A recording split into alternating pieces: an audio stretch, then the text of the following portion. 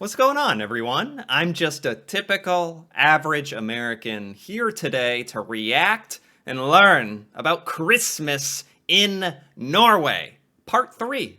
If you haven't seen part 1 or part 2, feel free to check those out. We went to Oslo. We saw the Christmas market and the street food and the amazing things you can get. And in part 2, we went to this narrator's house. And we had like a Christmas dinner. And something I learned is this is actually Christmas Eve right now in the story, in the documentary that we're watching. We're at Christmas Eve, the December 24th, the day before Christmas. And in Norway, that's when you have your Christmas dinner and you open your presents. And that is a day before Americans do it, which really surprised me. I had no idea something that significant actually existed between America and Norway as far as Christmas goes. You know, most of the stuff here, the decorations, the overall feeling of Christmas is at least somewhat similar. But the fact that Norwegians do a present opening and Christmas dinners on Christmas Eve really surprised me. It's kind of cool. It's just like, if that's what you do your whole life, that's just normal. So to me, it's strange. To Norwegians, America, it's probably strange how we do it. But we're here to enjoy part 3 of Christmas in Norway. We're finally going to open some presents and who knows what else, some other fun Christmas stuff. So I'm ready to finish off this little documentary. Let's check it out. All right, it's time to open the presents and enjoy these lovely baked goods. Oh.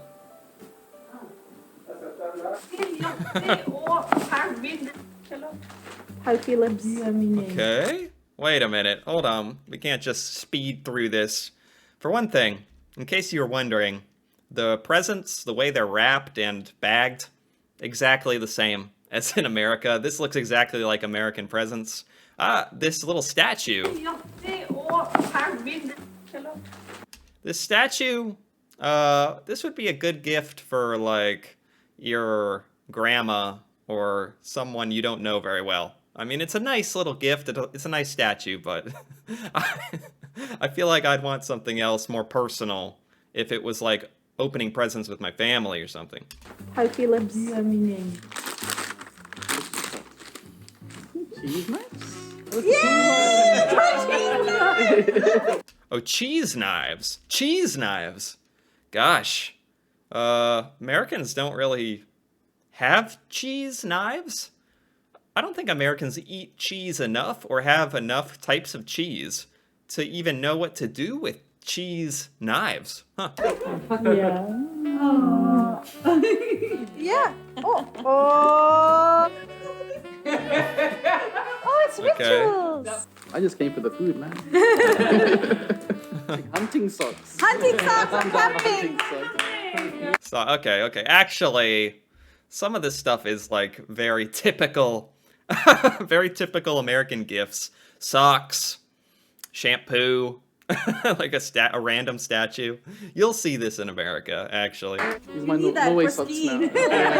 After unwrapping all those gifts, we need to hydrate with eplemost. It's from a local town. Oh, this eplemost, pressed apple juice. Okay. Sometimes in America, you might get a family who likes to, like, drink apple cider. I don't know if this is like apple cider. This is pressed apple juice. Eplemost is an apple drink without alcohol. Okay. Refreshing. Romjula. Which translates to Christmas space, isn't the Norwegian name for the Star Trek race, but a term to describe the period between Christmas and New Year's Eve. Employees are encouraged to... Oh, wow. Okay. So, so the time between Christmas and New Year's. Americans don't have any kind of word for that. There's no special word for that period of time, although I feel like there should be. But a term which... Romjula. Christmas space. Okay. During this period, reflect upon the year and spend quality time with their friends and family. Yeah. Now I know what you're thinking. Well, what do Norwegians do for fun? Yeah. According to Statistics Norway, this chart illustrates the percentage of Norwegians participating in various outdoor activities within a 12-month period. What? Okay. Walking and hiking. Wow. That many people, 76% of Norwegians doing walking or hiking? That's why Norwegians are so healthy. Americans, I feel like it would be 10%. 10% of people walking and hiking. Seriously. Bathing outdoors? Does that mean swimming? Jogging? Wait, what? 39% of Norwegians are jogging? Wow. Wow, Norwegians are way more like athletically inclined than Americans. As most of Norway's population is along the coast, if you wander even for a few minutes outside of any settlement, you'll immediately be in the vicinity of a forest, a hill, a mountain, or even a fjord. Wow, yeah, that's just amazing how more often than not, a lot of places in Norway, you don't have to travel to some special place to have an incredible view. Like Norway, as a country, is almost entirely comprised of incredible, beautiful landscapes. It's no surprise then that so many Norwegians take an interest in the outdoors. The next chart illustrates the percentage of Norwegians participating in different forms of exercise. Wow, exercise. Okay, strength training, almost 50%. Gosh. For America, I would be a little scared to see the American version of this. I think the percentage of Americans that work out or do athletics or strength training or running, it's probably like 15% or 20%, I would guess. I wouldn't say there are any surprises here, but as a Brit, I had to look into the Norwegian football scene. It's Norway's most popular team sport, with 1,822 registered football clubs and almost 400,000 registered players. Oh, I didn't know that Norway was actually really into soccer. I didn't know that. Which means 7.4% Football. Sorry, football. Soccer in America. of the population plays organized football. 27% of those players are female, including both my wife and her sister. Wow. Stå på ski. Skiing. Oh my gosh, skiing. Now I know skiing. Football surprised me, but I know Norwegians ski. They ski. Norwegians have a saying, Nordmenn født med ski på beina. which translates to Norwegians are born with skis on their feet. Yeah. Skiing is a part of Norway's DNA, and children often start learning to ski when they are kindergarten age. I think that's so cool. There's no, like in America, that would be so good. Like in America, there's no sport that that is associated with the country. Maybe like American football, basketball maybe. But skiing is more something that more people can do because it's not like a sport. It is a sport, but it's not like you're playing against other people. You can just get your skis on, go at your own pace, learn to do it at your own pace, and do it on your own or with friends. It's so versatile. Skiing is great. The word Ski. comes from Old Norse, and there are Stone Age rock carvings of figures on skis from as early as 3000 BC. Yeah. Right, and the fact that skiing was like invented in Norway, mind-boggling. You're crazy! I've put together a timeline of Norway's relationship with skiing, but instead of using stock footage, I've added footage of the first time I went skiing. In 1767, the Scandinavian military began organized skiing exercises and races. In 1808 at Eidsberg. the first documented ski jump was performed by Olaf Ry. in 1843 in Tromsø. the first public skiing competition was held. In 1849 in Trondheim. the first public recreational ski tour was advertised. In 1861 in Trysil. the first ski club was established, and in Wow, man.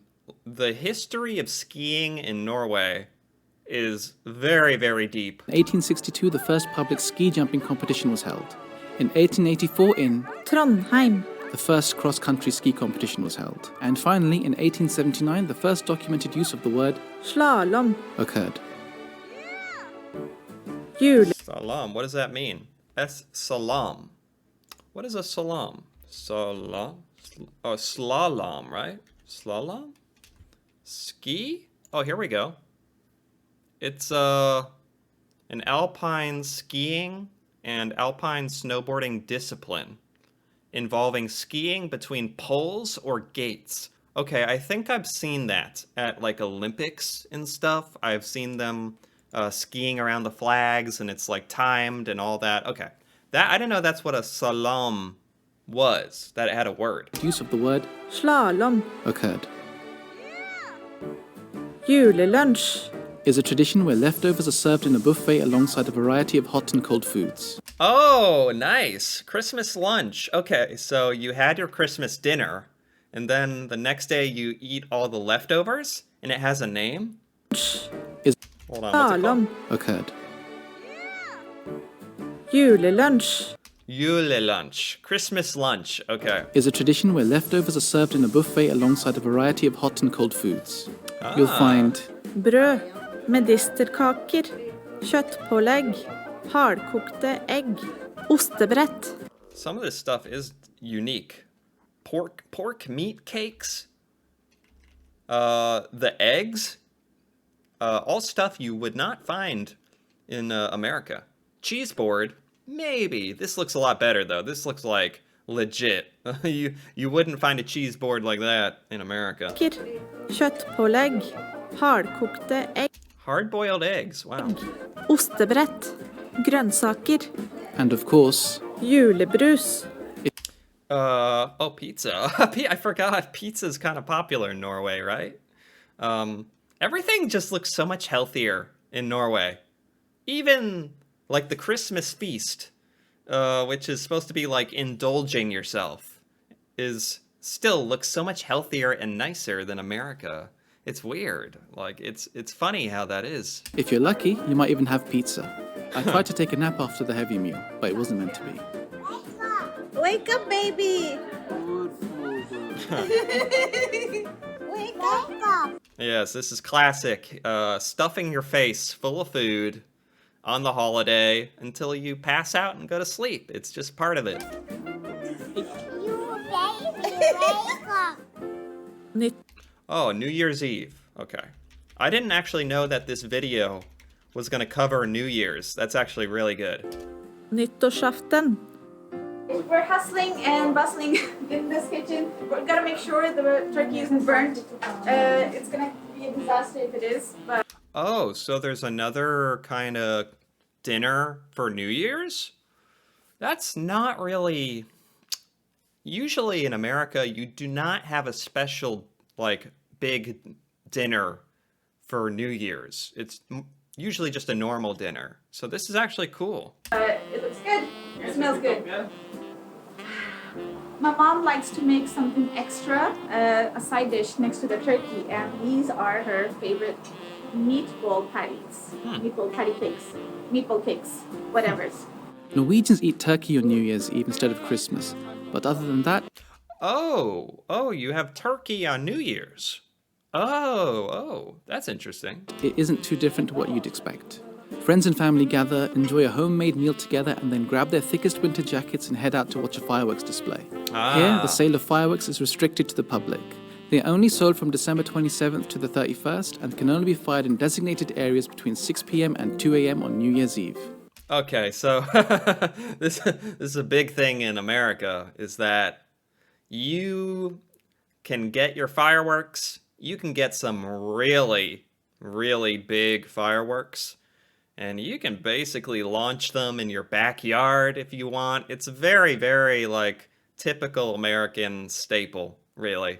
Getting fireworks, launching them in your backyard, all sorts of crazy stuff. And other than that, Norway seems somewhat similar for New Year's to America. 31st and can only be fired in designated areas between 6 p.m. and 2 a.m. on New Year's Eve. Youngsters take part in Vorspiel. which in German Oh, you know what else though? Usually for New Year's, most people will drive to a firework show, like Norway. You'd probably just go to a show.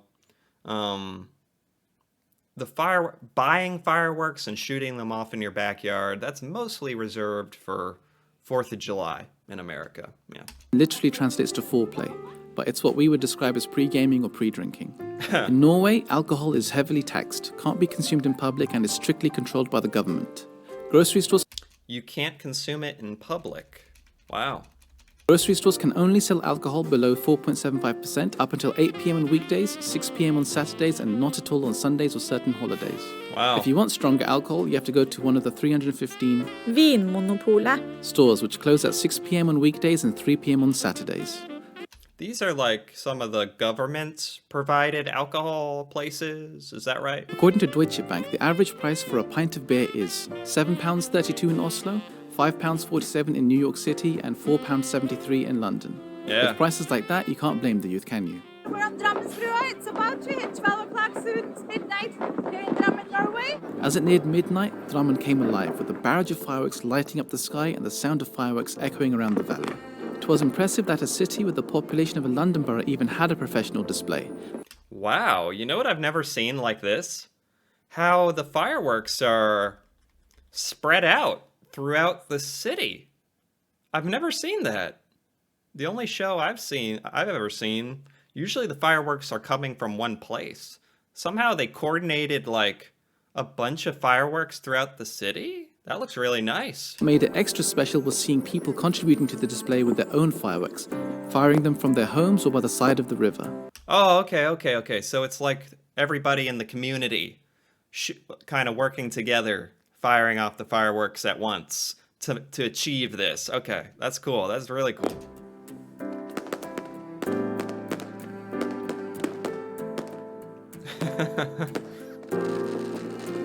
Yeah, that's nice. You can really see everyone doing it. Like, it's very spread out.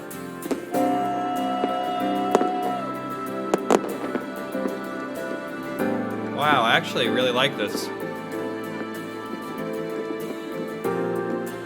Almost makes it like a community event. Like, it feels very communal.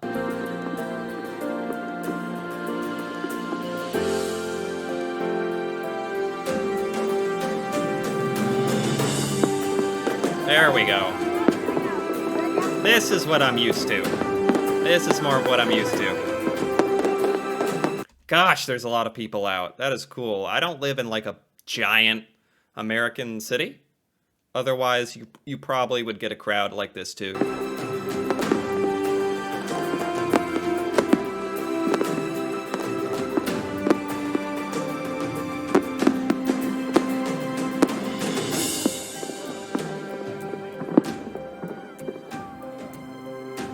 Oh, they even got the street food out as well. Okay.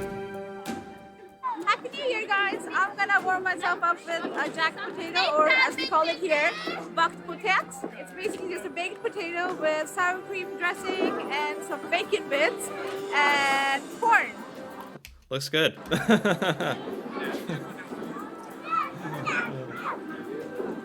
It's perfect. That would be good. That would be good on a nice New Year's Eve. Fireworks, you got your baked potato. Please savory and warm. My first Christmas in Norway is one I'll always remember. Although I'd spent a lot of time in Norway, most of it was spent in a small town on the west coast. In Drammen, I was able to experience Christmas through a different lens, trying new food, new drinks, new sports, and taking part in new traditions. We headed home, full of optimism and thoughts about our New Year's resolutions, blissfully unaware of what was to come in 2020. This video series is part of a larger project documenting daily life in Norway. Wow. This was a really, really good video. This was by Parminder Gill Visuals. I liked it. This was like a documentary. This was like this video. Very good. I'm very happy someone, like a foreigner decided to travel to Norway and document like a Christmas, before Christmas, during Christmas, after Christmas, New Year's Eve. There was so much in this, so much stuff that I didn't know. Sometimes I wonder, like how different could holidays and Christmas, something that's so personal, be in other countries like Norway? And this was so fun to learn, like, there's a lot of similarities between America and Norwegian Christmas, But it's just those little things, those little traditions, the food, all has that spin to make it like part of the local culture. And in this case, Norwegian culture, which personally, I really, really like. I really like how Norway does a lot of the stuff for the holidays. It's very nice. Makes it feel very, like, very happy, very wholesome and enjoyable. So I'm really happy that I got to watch this whole video. Hope you enjoyed it as well. If you did, feel free to give this video a like or leave a comment. And if you're interested in more videos like this, me reacting to Norway, Norwegian culture, stuff in Norway that I've never seen before, feel free to subscribe for more. And until then, thanks for watching, and see you next time.